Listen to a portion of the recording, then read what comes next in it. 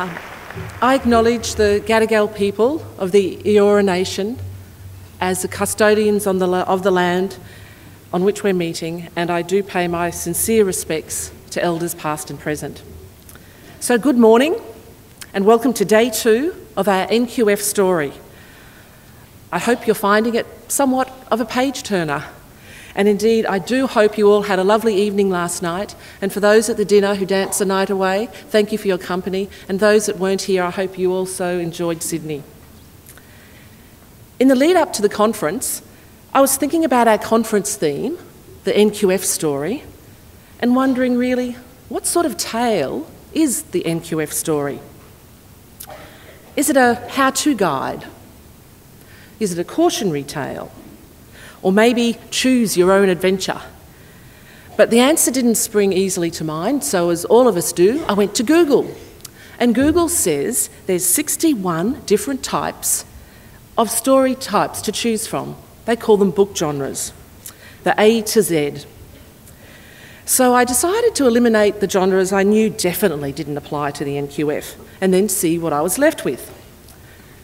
Working through the list alphabetically, I actually found I was at H before I really felt confident I'd come across a style that I could definitely say wasn't about the NQF, and that was H for horror. But I know some of you may be thinking, she's obviously never had to write a quality improvement plan or clean up a container of spilt paint just before an authorised officer arrives. And to be fair though, in some of my darker moments when I think back to the beginning of ACECQA and establishing our own organisation, we didn't have working phones. For about 3 weeks we didn't have working toilets, didn't have staplers, didn't have any basics. So it was a little bit of a horror story for us back then, but that was a very short-lived time. I'd planned on removing computing from the book types, but then I thought about the national IT system. Better leave it there, I thought. I did think it's safe, however, to dismiss paranormal romance and sci-fi, but that's assuming we ignore children dressed as their favourite Star Wars characters. I dismissed true crime, vampires, war, although I know looking after small children on occasions can sometimes have you feel like you've been in a battle zone. And I was all set to dismiss witches and wizards, but then I noticed it included magic. And from my visits to centres around the country, I know magic happens on a daily basis. So I whittled it down, and then I asked my husband for help because he was sort of assisting me. And he said, "Why have you left in animals?" And I said, "Oh, easily. The physical environment, element 3.3, worm farms and chickens." And then he said, thinking he could catch me out, he said, "What about literary criticism?" And I said, "You've obviously never heard a discussion between 4-year-olds about the relative merits of the hungry caterpillar and where the wild things are." So it wasn't making my list any smaller. I still had art, health, science, craft, philosophy, sport, and so many other topics, all relevant to the NQF, all part of educating and caring for children. And then that's when I realised there's not one neat classification for our NQF story, or indeed for the work that everyone here today undertakes. The wealth of knowledge and experience that people bring to their daily work and that you all have to share with us calls to mind more of a collected works, and that explains why I was unable to come up with one description. Educating and caring for children is as rich and varied and as diverse as our lives are. And so are the stories that we've been hearing as part of this conference, such as Mark McCrindle's insights yesterday on how Australian families may look in the future, and those 5 trends that he told us all that we should be aware of. For me, that really brought home the message about the mounting importance of our work. With changing work patterns and demographic change, the demands for our sector are clearly set to grow, and we need to be preparing for those changes now. The day in the life of a regulator session also resonated with many people. particularly the practical nature of the case studies. So thank you to the reg authorities for sharing your work with us.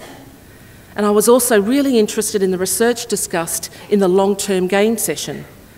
For me, understanding the educational theory underpinning the NQF is a crucial part of recognising its value, as well as seeing its potential. Sometimes we need to reflect on where we have been to know where we want to go next.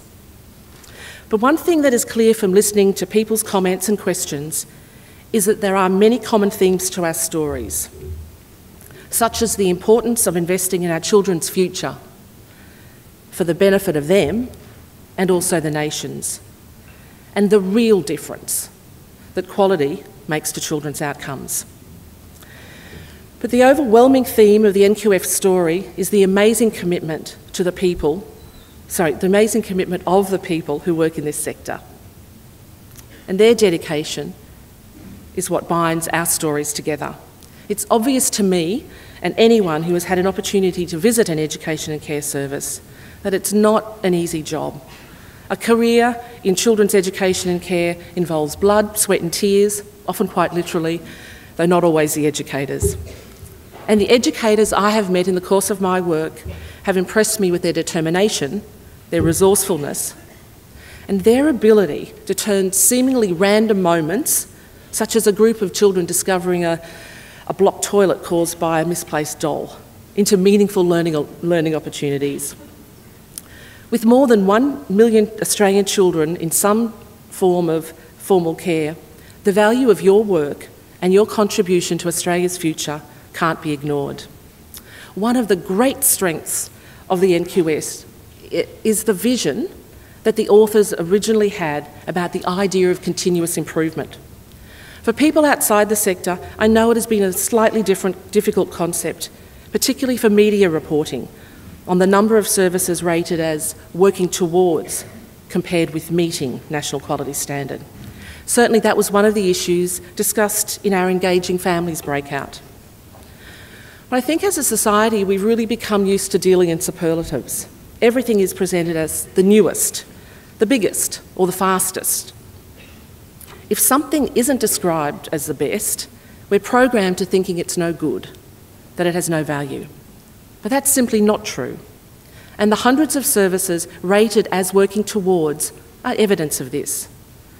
We know, for example, that 63% of services rated as working towards only missed being awarded meeting by 1 to 10 elements.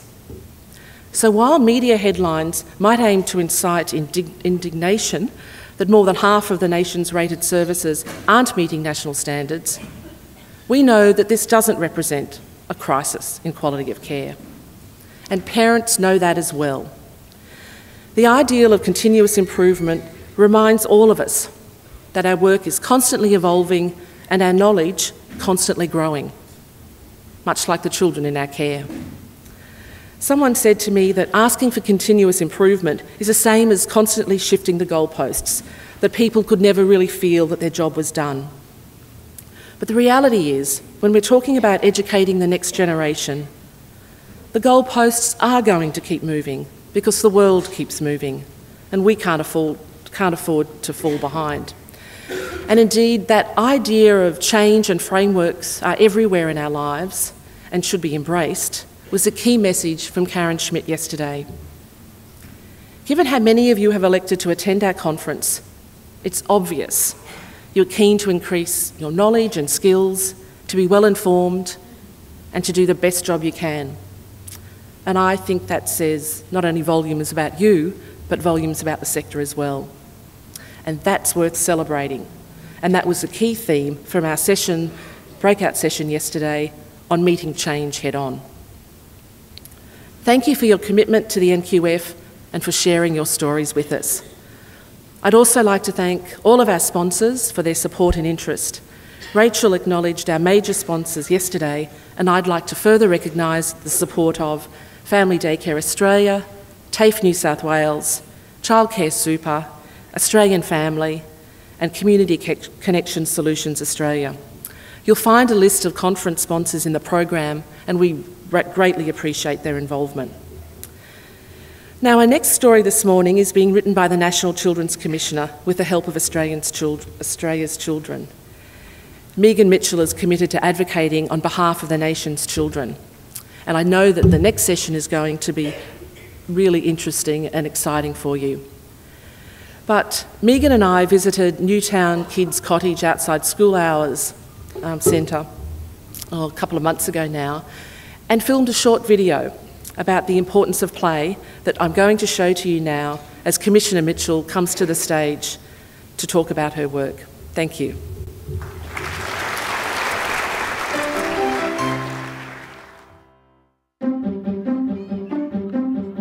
Play is important because everyone needs to have fun and play is fun.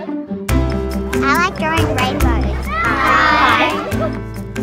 You get to play games. It's like you have to learn how to play. I like playing made-up games. Yeah, it was awesome. You gotta play.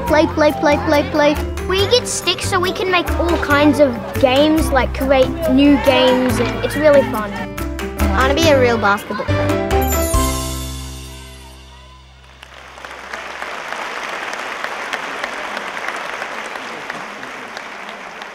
Good morning, everyone. Thank you, Karen, CEO of ACECQA, sorry, I've got it right, for inviting me here today. I too would like to acknowledge and pay my respects to the traditional owners of the land we meet on today, the Gadigal people of the Eora Nation. Adults, like children, love to play.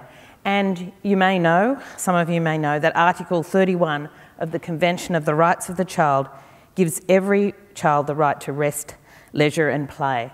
So in the spirit of this, I'd like us to play a quick game of trivia to see how much we really know about our kids. And in your packs, you have a bit of paper called Kids Trivia.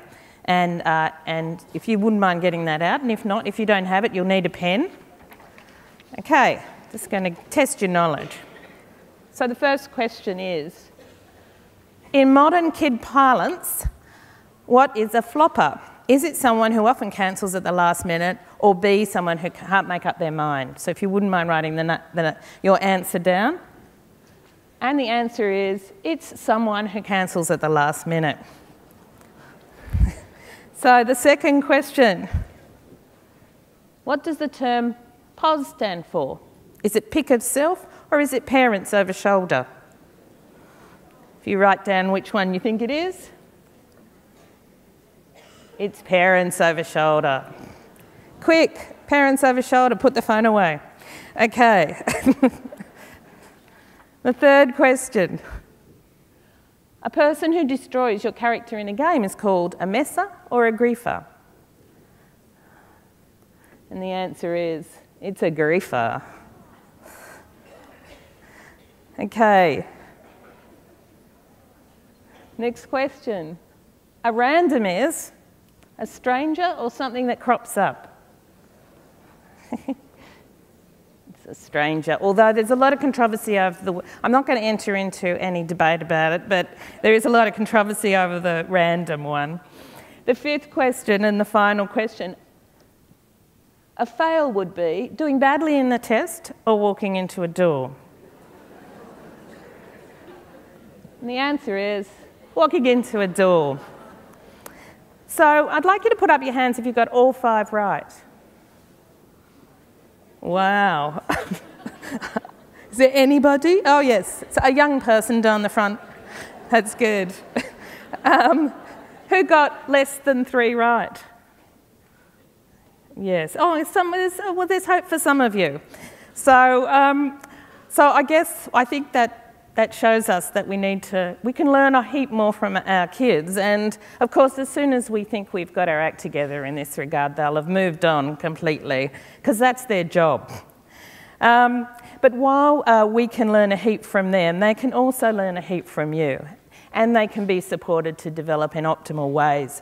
And with around 1.2 million children between 0 and 12 attending early education and care services, and around 90% enrolled in preschool, at least in 2011, this is such fertile ground to make a positive contribution to our children's education, social development and overall well-being.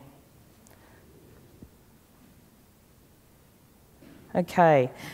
And like you, I want to help make the lives of Australian children and young people better.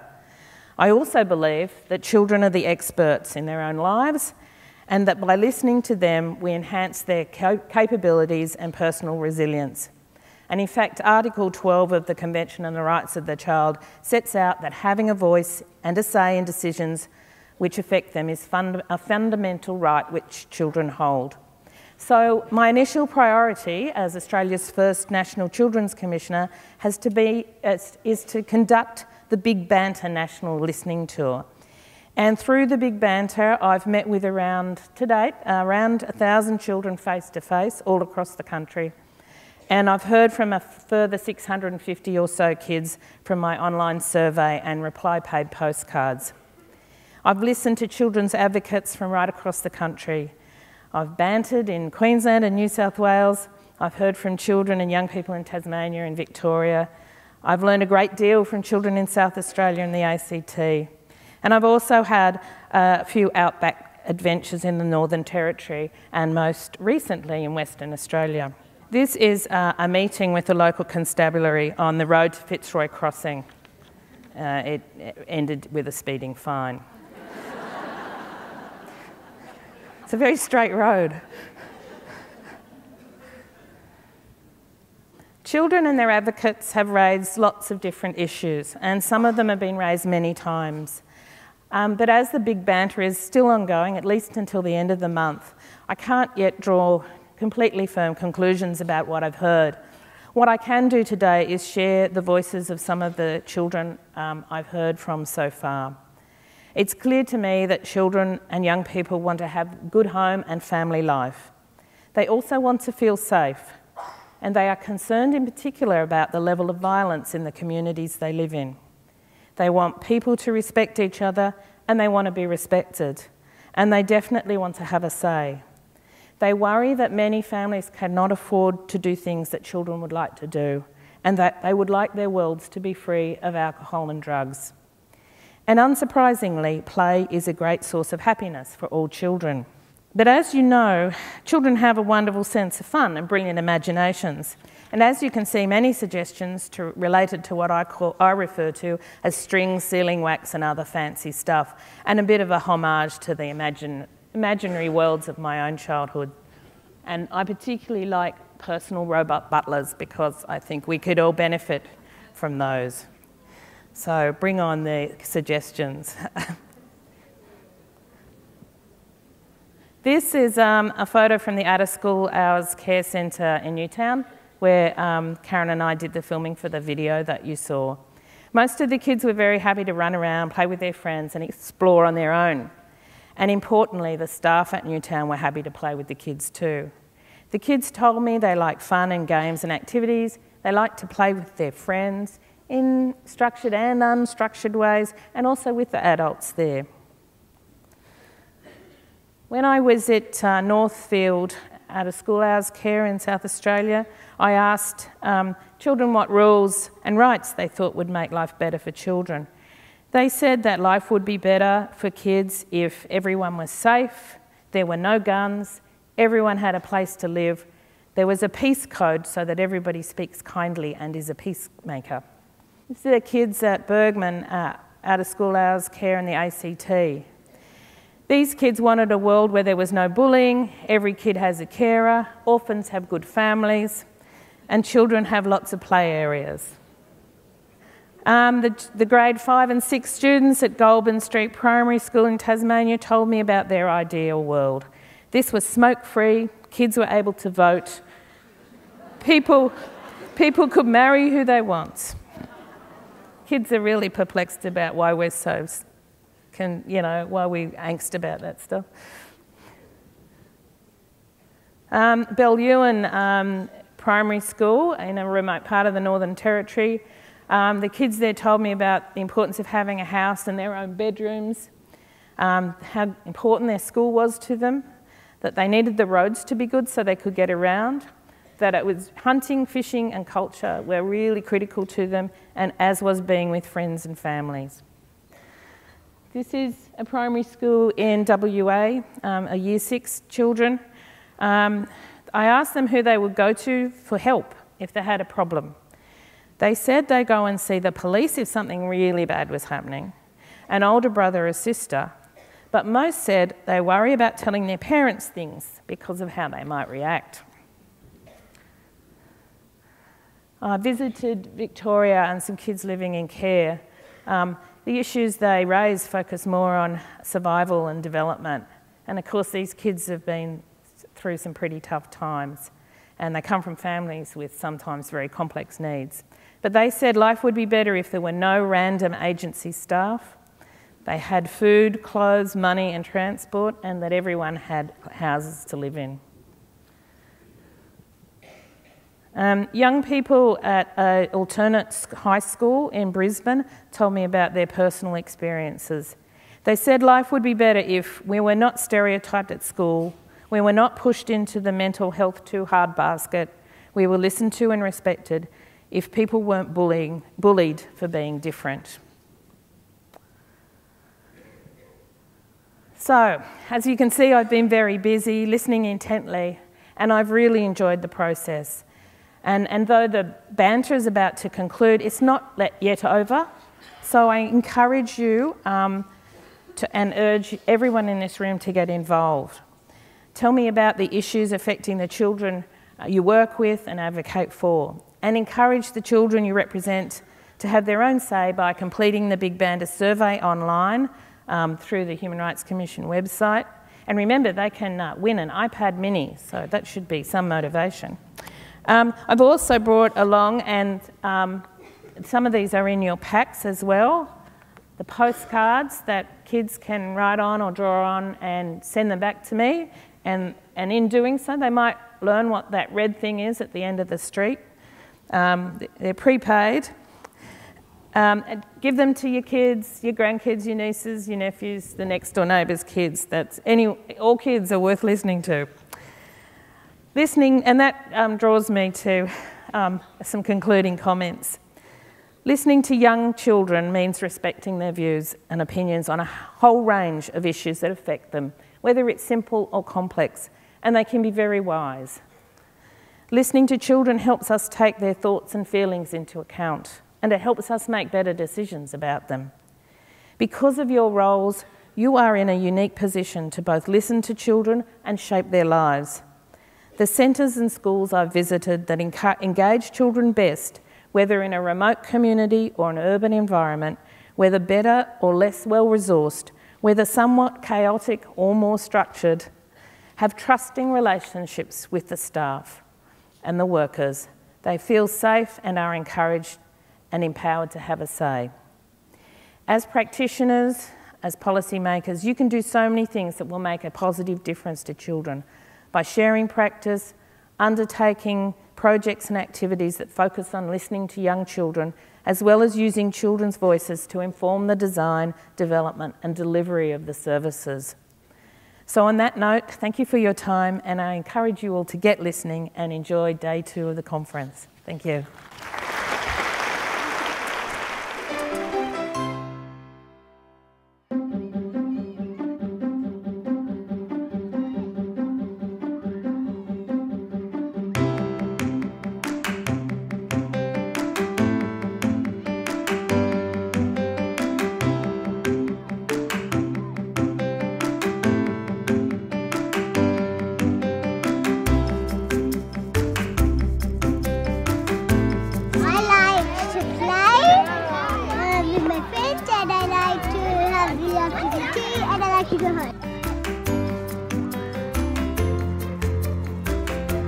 Yeah, they get food and they watch after us and they help us.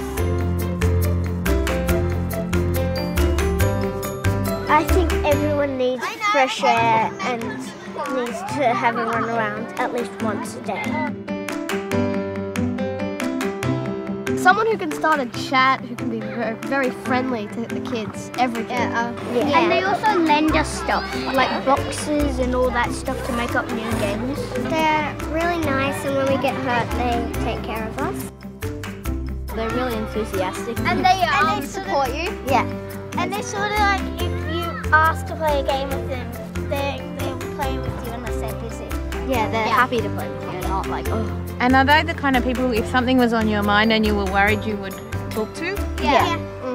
So you would be able to tell them your issues. I feel it's really important that I take the time to talk to as many children as I can, and of course their advocates, and find out what's important to them and what I can do to help make life better for children in Australia.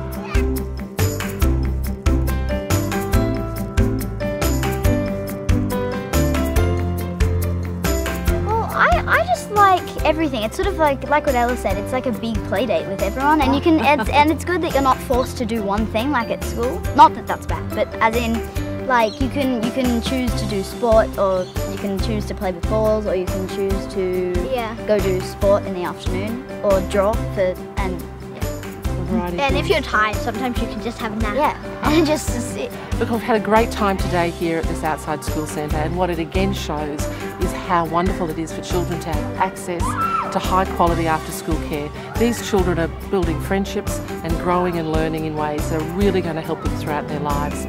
And we're so pleased because the National Quality Framework gives a framework for which children can learn and grow and develop in the outside school hours space that really didn't exist before.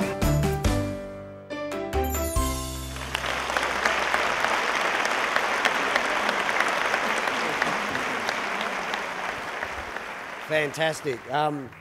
So what we thought we'd do, as you can see on the stage, is rather than explore this from an adult point of view, why don't we get some experienced kids up in relation to outside school hours care and ask them to facilitate the next session. So that's exactly what we do. So I'd like to introduce to you Rocco sitting here. Give a quick wave, Rocco. Rocco, now I've got to say, it was a bit of a chore because both the kids didn't want to spend the morning outside of school, but we managed to convince them. But Rocco's a fantastic writer. He, talking about stories, Rocco read me some of his stories earlier, and an incredible talent in that field. And also we've got Holly over the other side. Like many of us, a Lady Gaga fan, and as we discovered yesterday, like many of us, loves to sing. Only Holly can actually sing. So fantastic. Look, thank you so much, both of you, for joining us. I'm going to pass over to the guys. So Holly, over to you. We both attend the cottage outside school housing service hours care in Glenmore Road, Paddington. Joining Commissioner Mitchell on our panel today to talk about children's right to play is Robin Monroe-Miller, Chair of the National Outside School Housing Service Associations, Carly Henderson, Coordinator of Newtown Kids Cottage, and our own coordinator, Sam Jurger from Glenmore Road Outside School Housing Care. Our first question for the panel, and this might be suitable for Robin, is what is the difference between play and play-based learning, and why is it so important? Well, I think with play-based learning, I'm all turned on, aren't I? In the microphone, of course. Keep it clean. I think there can be, now let's keep it serious, everybody.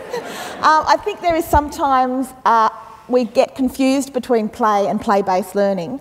And people may disagree, but I really think play-based learning is something that is often, in a way, the adult is in part of that play. They're actually guiding children, or they're in a way intervening in some course to actually guide children to learn.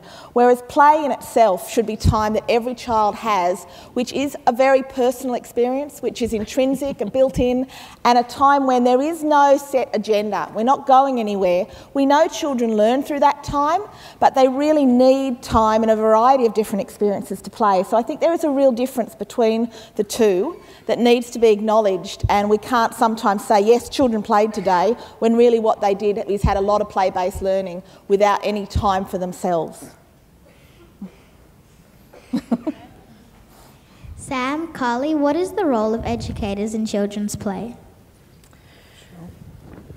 Well, I remember coming into outside school hours care about 8 years ago from long daycare, and I saw some of the staff and the contrast between the two, and I was like, oh my.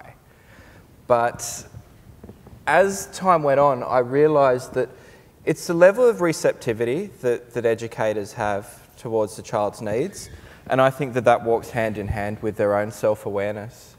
And I've noticed, and particularly in our service, if we have educators who try to impose their set beliefs and their world on the child, rather than looking at how they can learn from the child, we end up with a very rigid centre that's based wholly on structure, looking at preordained outcomes, rather than spontaneity, a dynamic environment, and listening and nurturing the kids.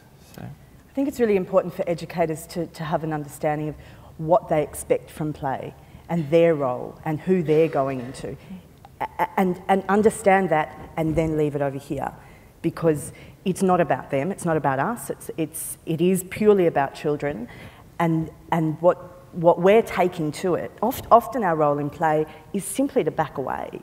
We've all had experiences where we'll see a great game, we'll wander up, we'll try to be a part of it, and the kids will just slowly move away. Like, they don't want us there, we're not part of that. That's their thing. So.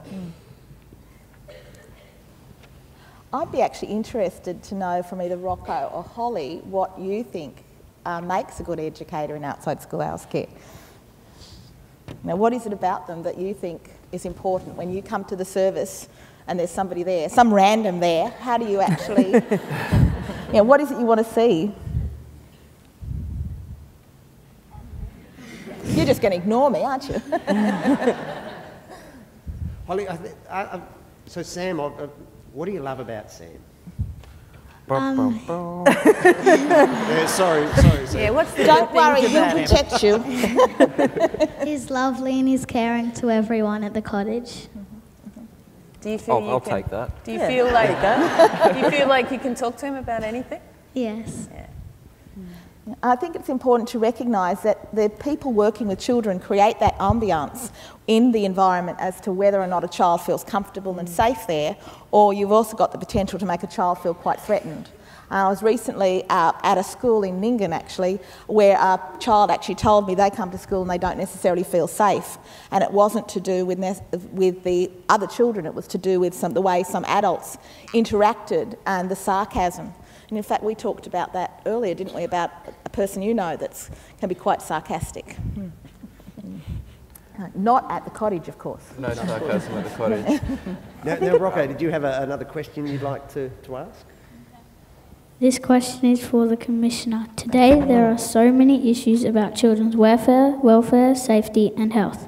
What sort of response do you get when you raise the issue that play is a really important part of children's lives? Yeah, you're right, Rocco. There's a real issue for adults to let kids play, because they're worried about stuff all the time. They're worried about that you'll fall over and hurt yourself, or, you're saying you skateboard a lot. Yes. Your parents probably worry about you sometimes. But at the same time, you've got to be able to test out the world. You've got to be able to have fun and learn what boundaries are around. And I think you can do that in a reasonably safe way, and sometimes you might break your ankle, like you did. But without that, you can't negotiate the world. You can't know where the world is for you, what's risky, what's not risky. So you have to have that time, and a lot of that time you have to have it on your own, testing out those boundaries and finding out what the world shows for you and having fun at the same time. And your job is to have fun. So there's no way we should be policing that down and out. So I think, yeah. What do you think? What happens when you go out and you say, I'm going to go out skateboarding and I'm not going to wear shin pads or knee pads? Well, I never wear those stuff, so What do your parents say? They say just be safe and just do what you like to do. Good on your parents. Yay, Rocco's parents. Your turn, Hol. How do you balance issues around safety and opportunities for play at a service? That's an interesting one. It's a really interesting one. And it's, I remember once looking back and thinking we'd done a really good job because we'd gotten through a year and there'd been no broken bones. Or it was a few years, it was like, wow, we've not had a broken bone. And I thought about it and went, hang on, that's not something to be proud of. Yeah, okay, that works for certain people, certain adults, but for kids, what have they been limited by? Yeah. We got a broken arm, we were pleased. That kid had had a ball. And I think the first broken arm always settles the nerves and paves the way for many more. But I think one of the challenges, and as my role as a coordinator, is how do I balance children taking risks with obviously putting safety measures in place.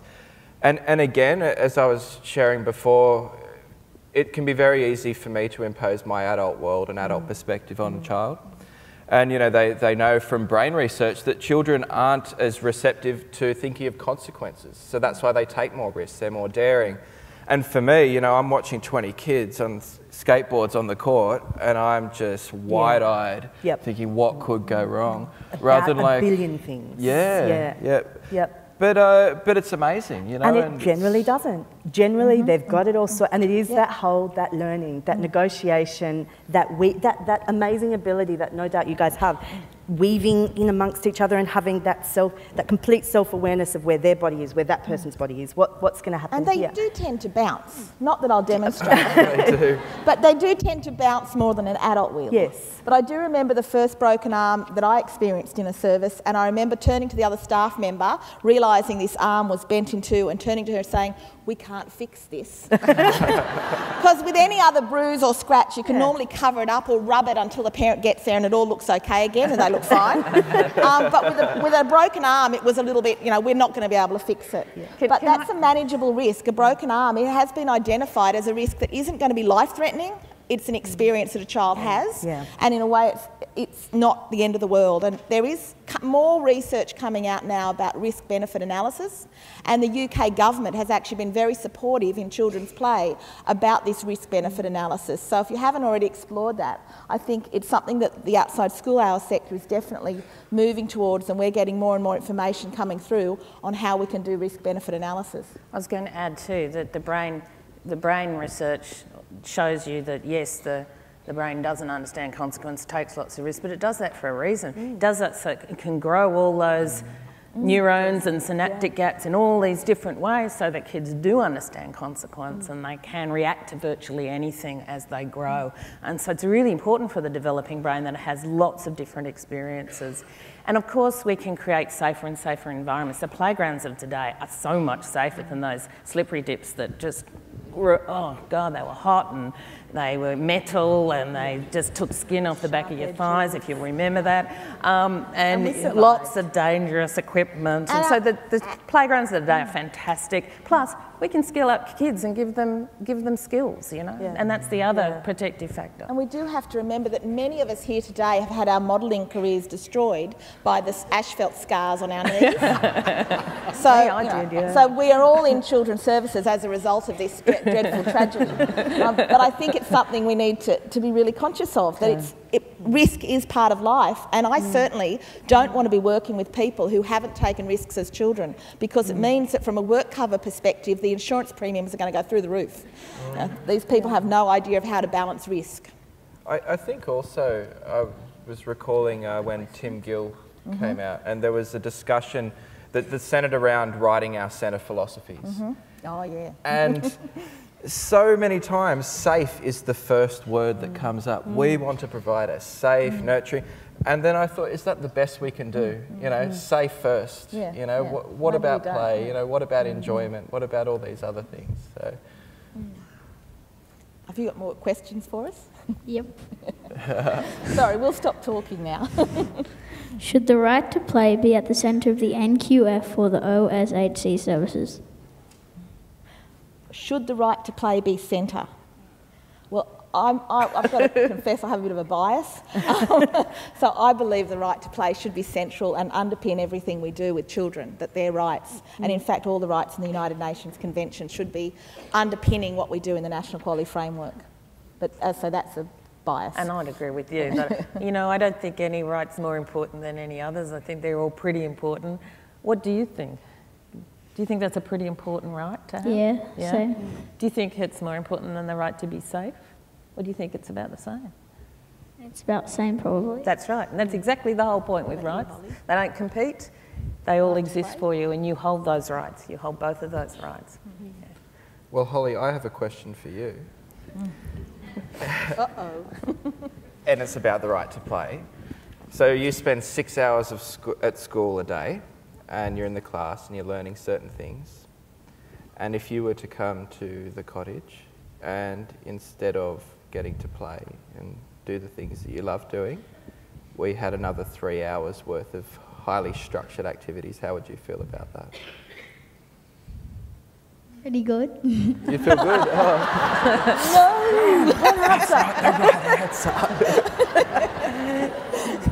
Meaning, would you prefer to have freedom of choice to do what you want to do at the cottage, or would you prefer to be given more lessons and being told?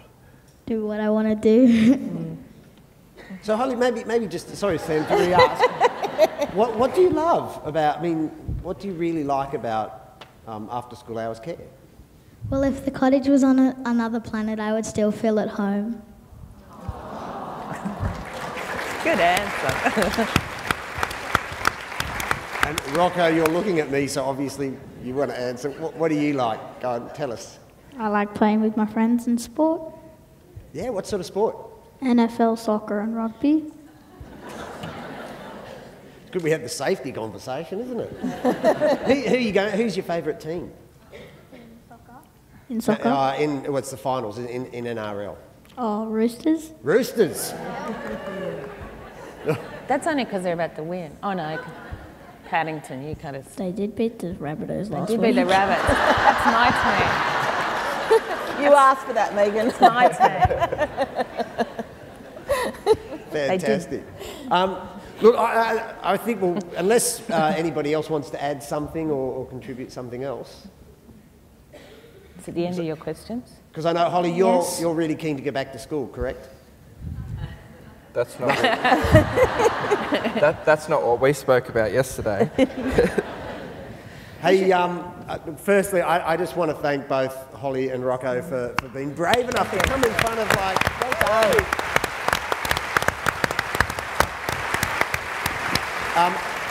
Neither of these two have been on a stage in front of 1,000-odd people before, and you've done an absolutely fantastic job. Congratulations, and haven't they just? Yeah. Thanks, guys. So thank you, guys, really very much. And would you please thank our panellists, Robin, Sam, Carly, and of course Commissioner Mitchell. Thank you for joining us. And as they leave the stage, once again, let's give a big round of applause. Thank you very, very, very much.